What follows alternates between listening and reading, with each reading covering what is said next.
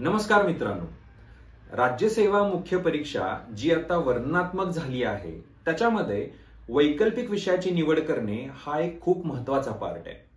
आणि मग वैकल्पिक विषय म्हणजे ऑप्शनल हा इतका महत्वाचा का आहे, तर याचं कारण असं आहे की आपली जी मुख्य परीक्षा 1750 मार्कांची आहे त्याच्यामधले 500 मार्क्स हे वैकल्पिक विषयासाठी आहेत.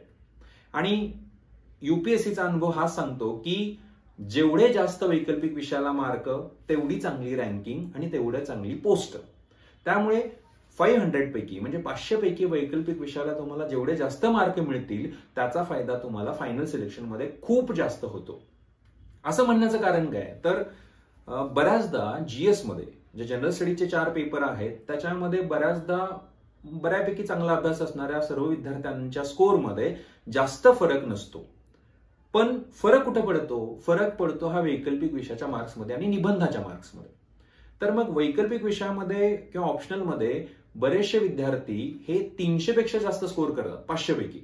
आणि मग ज्यांचा स्कोअर हा 300च्या आसपास किंवा 300 पेक्षा जास्त असतो त्यांना खूप मोठी लीड तिथे मिळून जाते आणि फायनल सिलेक्शनमध्ये त्याचा त्यांना खूप मोठा फायदा होतो.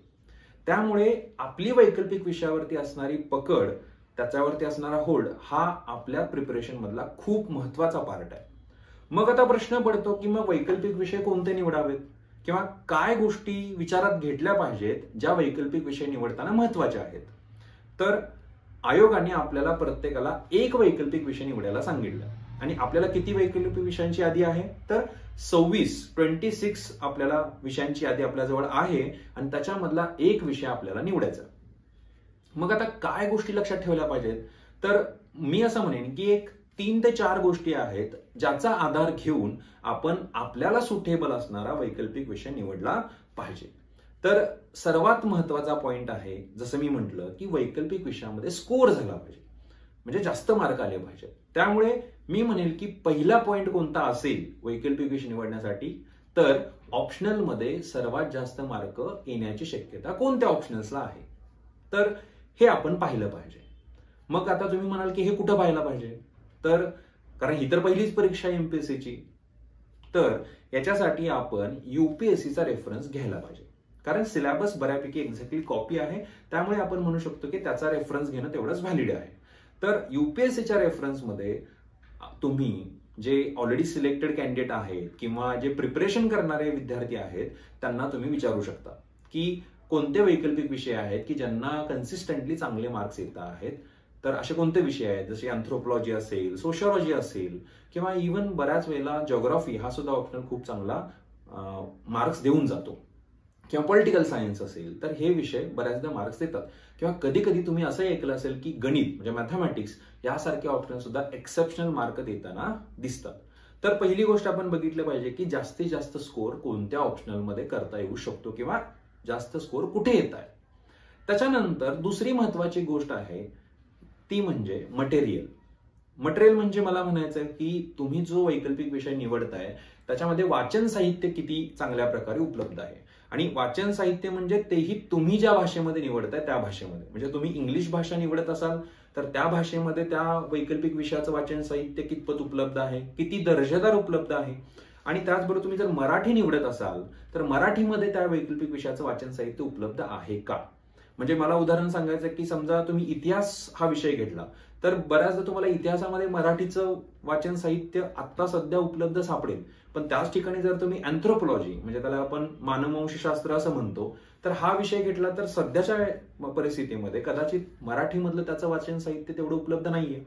तर तुम्ही हे बघितलं पाहिजे की नक्की वाचन साहित्य आपल्याला उपलब्ध आहे का, दर्जेदार वाचन साहित्य उपलब्ध आहे का, रेफरन्स बुक्स अवेलेबल आहेत का, किंवा त्याच्यामध्ये काही चांगल्या नोट्स ऑलरेडी जर काढलेल्या असतील यूपीएससीच्या तर त्या उपलब्ध आहेत का. तर या सर्व गोष्टी पाहिल्या पाहिजेत. त्यामुळे पहिला पॉइंट काय, स्कोरिंग कुठे होतं. दुसरा पॉइंट काय, मटेरियल अवेलेबल आहे का, वाचन साहित्य अवेलेबल आहे का. आणि तिसरा पॉइंट आणखी काय, तो म्हणजे मेंटॉरशिपचा. तर मेंटॉरशिप म्हणजे काय की तुम्हाला कोणीतरी गाईड असणं, तुमचा कोणीतरी इव्हॅल्युएटर असणं ऑप्शनलमध्ये हे महत्वाचं आहे असं मी मानतो. कारण ऑप्शनल हा जो विषय आहे हा एक स्पेसिफिक विषय आहे ज्याच्यामध्ये खूप डीप अभ्यास करणं अपेक्षित आहे.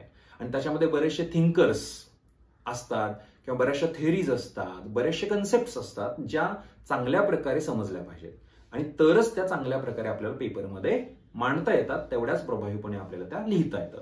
तर त्यासाठी कोणीतरी तुम्हाला गाईड करणं इम्पॉर्टंट आहे. किंवा बऱ्याचदा आपण टेस्ट सिरीज लिहिणं अपेक्षित असतं, पण ह्या टेस्ट सिरीज फक्त लिहून उपयोग आहे का? तर नाही. तर तुम्ही लिहिलेल्या टेस्ट सिरीज किंवा तुम्ही लिहिलेली उत्तरं हे कोणीतरी चेक केली पाहिजेत. समबडी शुड इव्हॅल्युएट, आणि तो इव्हॅल्युएटर असणं इम्पॉर्टंट आहे. आणि तो चांगला इव्हॅल्युएटर असला पाहिजे जो तुमच्या प्रिपरेशनमध्ये काय करेल, व्हॅल्यू ऍडिशन करेल, तुम्हाला एक चांगल्या पद्धतीने दिशा देईल, जेणेकरून तुमचा ऑप्शनलचा विषय चांगला होईल. तर मग आपण जो वैकल्पिक विषय निवडतोय त्या वैकल्पिक विषयामध्ये मेंटरशिप अवेलेबल आहे का, किंवा त्या वैकल्पिक विषयामध्ये आपल्या आसपास गाईड अवेलेबल आहे का? मग तो गाईड नॉट नेसेसरी की कोणीतरी एक्सटर्नल असला पाहिजे, म्हणजे टीचरच असला पाहिजे किंवा कोचिंगवालाच असला पाहिजे, नॉट नेसेसरी. तुमचा इमिडिएट फ्रेंड जो युपीएससी करतोय तोही तुमचा गाईड असू शकतो, किंवा आणि कोणी तुमचा रिलेटिव्ह असू शकतो. तर एनीबडी जो तुम्हाला त्याच्यामध्ये गाईड करेल. तर तो एक महत्वाचा फॅक्टर आहे वैकल्पिक विषय निवडण्यामध्ये. आणि त्याच्यानंतर जी महत्वाची एक गोष्ट येते ती म्हणजे चौथी गोष्ट आहे, ती म्हणजे लाइकिंग. तुमची आवड आहे का? जसं आता मी याच्यामध्ये उदाहरण असं देईन की समजा मटेरियल अवेलेबल असणं किंवा मेंटॉरशिप म्हणजे त्याच्यामध्ये तुम्हाला गाईड अवेलेबल असणं हे बऱ्याचशा विषयांसाठी असू शकतं. म्हणजे इतिहासासाठी सुद्धा मटेरियल अवेलेबल असेल, गाईड अवेलेबल असेल, स्कोरिंग होतंय. तर इतिहास, भूगोल, सोशॉलॉजी म्हणजे समाजशास्त्र, अँथ्रोपॉलॉजी या चारही विषयांसाठी तुम्हाला समजा पहिल्या तिन्ही पॉइंटला म्हणजे स्कोरिंग, मटेरियल आणि मेंटॉरशिप अवेलेबल आहे.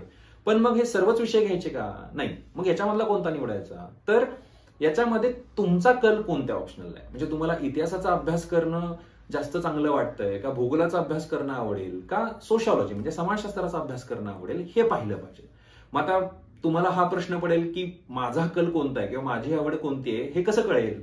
तर तुम्ही याच्यासाठी त्या वैकल्पिक विषयाचा सिलेबस व्यवस्थित बघा की त्या विषयामध्ये नेमकं अभ्यासायचं काय आहे, किंवा त्या विषयाचे प्रिव्हियस इयर क्वेश्चन जे युपीएससीला ऑलरेडी आहेत, तो क्वेश्चन बँक तुमच्याकडे ऑलरेडी अवेलेबल आहे, ती क्वेश्चन बँक जाऊन बघा की त्याच्यामध्ये कसे प्रश्न पडतायत.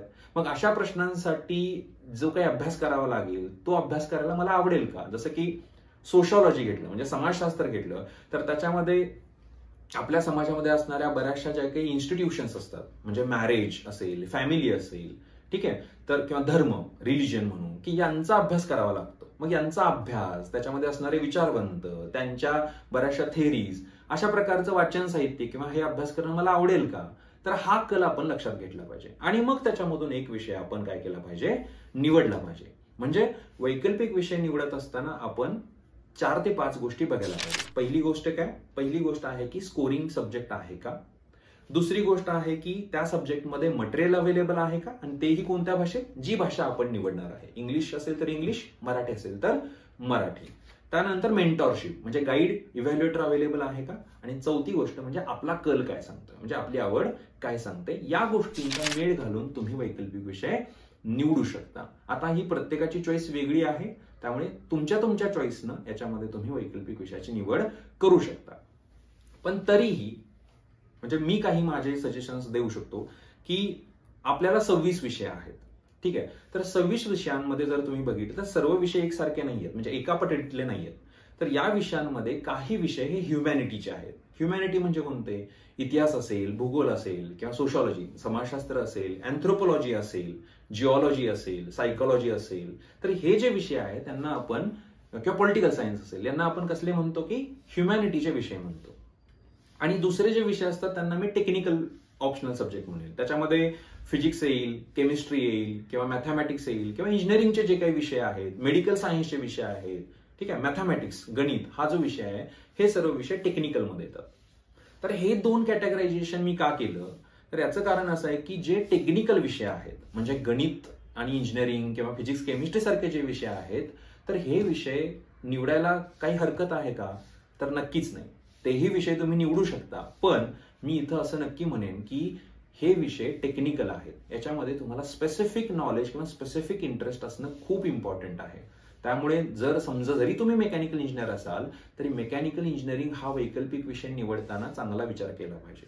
कारण त्याचा जो काही वास्टनेस आहे त्याच्यामध्ये ज्या स्पेसिफिक पद्धतीनं प्रश्न पडतात तेवढ्या डेप्थचं अंडरस्टँडिंग आपलं त्या विषयाशी आहे का किंवा होईल का, ही गोष्ट लक्षात घेतली पाहिजे. किंवा समजा तुम्ही बीएससी मॅथमॅटिक्स असाल आणि तुम्हाला वाटतं की मी बीएससी मॅथमॅटिक्स आहे, गणित मध्ये बीएससी केले, त्यामुळे मी गणित विषय निवडतो. तर असं डायरेक्टली रिलेशन लावू नका. तुम्ही आधी गणिताचा सिलेबस बघा, काय डिफिकल्टी लेवलनं त्याच्यामध्ये क्वेश्चन्स येतात ते बघा आणि मगच त्या गणित विषयाची निवड करा. आणि जसं मी मगाशी म्हटलं, गणित विषयासाठी तुम्हाला दर्जेदार साहित्य उपलब्ध तुम्ही जिथं अभ्यास करत आहे तिथं आहे का, त्याच्यामध्ये इव्हॅल्युएटर, त्याच्यामध्ये गाईड किंवा मेंटरशिप तुम्हाला मिळतेय का, या सर्व गोष्टींचा विचार करा आणि मगच हे विषय निवडा. त्यामुळे टेक्निकल विषय निवडू नयेत का, तर असं अजिबात नाही. काही जण नक्की निवडतात आणि चांगला स्कोर आणतात, पण मी असं म्हणेल की ते तेव्हाच निवडावेत. म्हणजे गणित किंवा फिजिक्स, केमिस्ट्री, इंजिनिअरिंग सारखे विषय, मेडिकल सायन्स सारखे विषय हे तेव्हाच निवडावे ज्या वेळेला तुम्हाला त्याच्यामध्ये स्वतः होल्ड येईल किंवा माझा चांगला अभ्यास आहे, माझा इंटरेस्ट आहे, हे तुम्ही शुअर असाल तरच. अदरवाईज मी सजेस्ट करेन की तुम्ही ह्युमॅनिटीजचे विषय निवडावेत. म्हणजे त्याच्यामध्ये इतिहास असेल, भूगोल असेल, सोशॉलॉजी म्हणजे समाजशास्त्र असेल, अँथ्रोपॉलॉजी असेल, पॉलिटिकल सायन्स, सायकोलॉजी ना, याच्यासारखे विषय आहेत, याच्यामधला तुम्ही विषय निवडले पाहिजेत. याचं कारण असं की ह्युमॅनिटीचे जे विषय असतात ते तुलनेने अंडरस्टँड करायला सोपे असतात. म्हणजे आपण बराचसा त्याच्यामधला सिलेबसचा भाग हा सेल्फ स्टडीने करू शकतो. नंबर 2, त्याच्यामध्ये मटेरियल आणि दर्जेदार साहित्य इझिली अवेलेबल असतं. नंबर 3, मेंटरशिप आणि गाईड इझिली अवेलेबल असते, कारण युपीएससी मध्ये बऱ्याचशा विद्यार्थ्यांचे ऑप्शनल हे ह्युमॅनिटीचे ऑप्शनल असतात. त्यामुळे तुम्ही जिथं अभ्यास करताय त्या ठिकाणी तुम्हाला आसपास याच्यामध्ये नक्कीच गाईड किंवा मेंटॉर इझिली अवेलेबल असतो. आणि हे विषय बऱ्याचदा अभ्यास करायला सुद्धा इंटरेस्टिंग असतात, रटाळ नसतात. त्यामुळे ह्युमॅनिटीचे जे विषय आहेत म्हणजे इतिहास, भूगोल, समाजशास्त्र किंवा अँथ्रोपॉलॉजी, मानववंशशास्त्र असेल, पॉलिटिकल सायन्स असेल, हे विषय तुलनेने आपल्याला ऑप्शनल म्हणून किंवा वैकल्पिक विषय म्हणून सोपे जातात. त्यामुळे मी म्हणेल की तुम्ही ह्युमॅनिटीजच्या विषयांचा जास्त विचार करावा आणि जर तुम्हाला फील झालं, जसं मी मगाशी म्हटलं, तरच तुम्ही टेक्निकल विषयाकडे जावं. कारण टेक्निकल विषय हे तेवढ्याच डेप्थ आणि डेडिकेशनची मागणी करतात. आता मग याच्यामध्ये पुन्हा एक पॉइंट राहतो की काही विषय याच्यामध्ये खूप वास्ट आहेत आणि काही विषय तुलनेने कमी वास्ट आहेत, म्हणजे तेवढे जास्त मोठे नाहीयेत. जसं की वास्ट म्हणजे मोठे सिलेबस असणारे विषय कोणते, तर इतिहास किंवा भूगोल जो आहे किंवा पॉलिटिकल सायन्स जो आहे तो विषय तुलनेने वास्ट आहेत, म्हणजे सिलेबस खूप मोठा आहे. पण त्याच तुलनेने जर तुम्ही सोशॉलॉजी घेतला किंवा अँथ्रोपॉलॉजी हा विषय घेतला तर किंवा सायकोलॉजी हा विषय घेतला, फिलॉसॉफी घेतला, तर तो तुलनेने त्याचा सिलेबस काय आहे तो कमी आहे. तर मग तुम्ही त्याच्यामध्ये पुन्हा बघू शकता की आपल्याला कोणता विषय निवडायचा आहे, कशाचा सिलेबस जास्त आहे, कशाचा सिलेबस कमी आहे. पण जरी इतिहास किंवा भूगोल, पॉलिटिकल सायन्स यांचा सिलेबस जास्त असला तरी सुद्धा तो तुलनेने सोपा आहे. बरेचसे विषय इझिली कव्हर होतात, त्याच्यामध्ये बरेचसे टॉपिक्स समजायला सोपे आहेत, त्यामुळे तो तेवढा लवकर सुद्धा होतो. आणि एकदा अंडरस्टँड केलं की मग नंतर त्याचा काही जास्त इश्यू होत नाही. त्यामुळे वैकल्पिक विषय तुम्हाला जर निवडायचा असेल तर मी सांगितलेल्या पहिल्या 4 ते 5 पॉइंट्सला तुम्ही त्याच्यावरती विचार केला पाहिजे आणि त्याच्यानंतरच वैकल्पिक विषयाची निवड केली पाहिजे. त्यानंतर मी सांगेन की वैकल्पिक विषयाचा अभ्यास कधी केला पाहिजे. तर माझं असं मत आहे की तुमची पूर्व परीक्षा व्हायच्या अगोदर तुमचा वैकल्पिक विषयाचा चांगला अभ्यास झाला असला पाहिजे. याचं कारण असं आहे की पूर्व परीक्षा नंतर जो काही काळ मिळतो तुम्हाला अभ्यासासाठी मुख्य परीक्षेपर्यंत, तर तो तेवढा सफिशियंट नसतो. कारण त्याच्यामध्ये आपल्याला जीएसचे 4 विषय कव्हर करायचे असतात, निबंध लेखन करायचं असतं आणि मग वैकल्पिक विषय करायचं असतं. जर तुम्ही त्याच्यामध्ये वैकल्पिक विषयाचा अभ्यास करत बसला तर जीएस कडे दुर्लक्षित होण्याची शक्यता राहते, कारण जीएस हे बरंचसं करंट बेस्ड असतं. त्यामुळे जर समजा तुमचा वैकल्पिक विषयाचा अभ्यास हा पूर्व परीक्षेच्या अगोदर झाला असेल तर नंतरच्या काळात म्हणजे पूर्व परीक्षा नंतरच्या काळामध्ये तुम्हाला जीएस कडे जास्त लक्ष देता येतं आणि वैकल्पिक विषयाची रिव्हिजन करता येऊ शकते. त्यामुळे वैकल्पिक विषयाचा अभ्यास हा पूर्व परीक्षेच्या अगोदर संपवणं इम्पॉर्टंट आहे. दुसरा मुद्दा, याच्यामध्ये कोचिंग क्लासेस किंवा गायडन्स घेण्याची जरूरत आहे का, तर मी असं सजेस्ट करेन की जर तुम्ही वैकल्पिक विषयामध्ये गायडन्स घेऊ शकला किंवा काही ठिकाणी कोचिंग करू शकला तर ती बऱ्याचदा हेल्पफुल राहते. कारण वैकल्पिक विषय हा समजून घेण्याचा विषय आणि डीप अभ्यास करण्याचा विषय आहे. सेल्फ स्टडीने हे विषय होणार नाहीत का, होतील. सेल्फ स्टडीने सुद्धा वैकल्पिक विषयाचा अभ्यास करता येऊ शकतो, पण त्याच्यासाठी वेळ जातो. तर तुमच्या आर्थिक परिस्थितीनुसार, म्हणजे जर समजा तुमची आर्थिक परिस्थिती बेताची असेल तर मी म्हणेल की तुम्ही क्लास ठीक आहे नाही केला तरी चालेल. पण जर समजा तुम्ही आर्थिक परिस्थिती तुमची व्यवस्थित असेल की तुम्ही क्लास करू शकता तर तुम्ही कुठेतरी गायडन्स घेतला, चांगल्या पद्धतीचा गायडन्स इम्पॉर्टंट आहे, तर तो घेणं नेहमी चांगलं राहतं. तुम्हाला तुमच्या प्रिपरेशनमध्ये याची नक्की मदत होते. ठीक आहे. तर अशा प्रकारे वैकल्पिक विषय निवडत असताना तुमच्या स्वतः चे बरेचसे प्रायोरिटी जे आहेत तर तुमच्या स्वतःचं व्यवस्थित अनालिसिस करा आणि त्यानंतर मग तुम्ही काय करा, वैकल्पिक विषयाची निवड करा. All the best and thank you very much.